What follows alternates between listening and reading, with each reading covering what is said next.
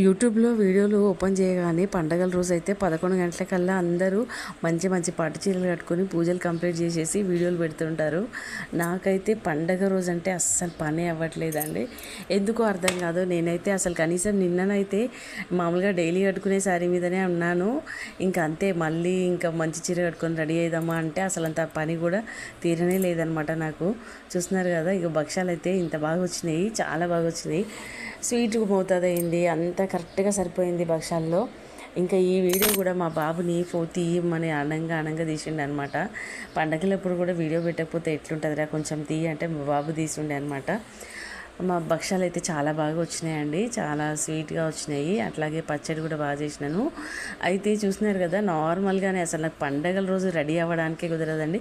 Daily అన్నా కొంచెం తొందరగా పనులు అయిపోతాయి, కానీ పండగ రోజు అస్సలు కాదు. అక్కడికి పిల్లలు హెల్ప్ చేస్తూనే ఉంటారు, అయినా కూడా అంతే. నాకేమో కొంచెం ఓసిడి అనమాట. నేను అన్నీ నీట్గా చేసిన తర్వాతనే చేయాలని ఒకటి ఉంటుంది. మా వారైతే రోజు అంటూనే ఉంటారు, నువ్వు అసలు ఎవ్వరు లోకం మీద ఎవ్వరు చేయనట్టు నువ్వే చేస్తున్నట్టు చేస్తావు అంటాడు.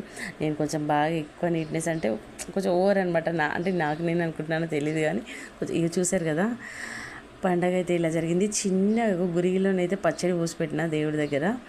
ఇంకా పెద్ద ఒక దీపారాధన అయితే ఒక దీపం కుందుల్లో కూడా పెట్టినానండి. దీపం కుందులతో పాటు మళ్ళీ ఒకటి కొత్త కంచుడు ఒకటి తెచ్చి అందులో దీపారాధన చేసిన. బొట్లు పెట్టిన దీపం కుందికి, కానీ అది దేవుడి సైడ్ పెట్టి తిప్పాను కదా, అందుకే మీకు ఇటు సైడ్ బొట్లు కనబడతలేదు అనమాట. భక్ష్యాలు నెయ్యి వేసి అయితే దేవుడికి నైవేద్యం పెట్టిన.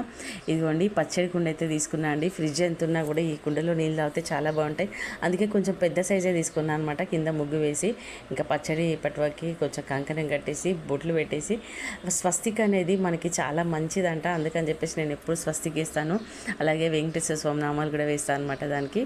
ఇంకా పొద్దున అయితే అండి పువ్వులు కూడా నేను మార్నింగే కూర్చున్నాను అనమాట. మా వారు ముందు రోజే తెచ్చేయండి పువ్వులు, ఎంత బాగున్నాయి. బంతి పూలు అయితే పెద్ద పెద్దగా ఉన్నాయన్నమాట. సో గుమ్మం ముందు ఇలా ముగ్గు వేసుకొని ఎంత బాగా గడప గడిగితే ఎంత బాగా అనిపిస్తుంది అంటే, అవన్నీ చేసుకుంటేనే పండగ కళ వచ్చేస్తుంది అనమాట అండి. ఈ బొట్లు ఇది అంటే మామిడాకులు అలాగే బంతి పూలతో తోరణాలు ఇవన్నీ చూసేసరికి అసలు ఎంత కడుపు నిండిపోయిందో అనిపిస్తుంది నాకైతే. ఇది బొట్లు అయితే మా బాబు పెట్టాడు అనమాట. పైన స్వస్తిక్ వేసి బొట్లు పెట్టాడు.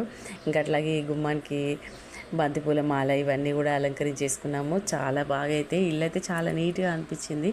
నాకు పండగలు వస్తే ఎందుకేమో అండి వంటలు చేసుకొని తినడం కాదు, ఫస్ట్ నాకు ఇల్లు క్లీన్గా ఉండాలి మంచిగా.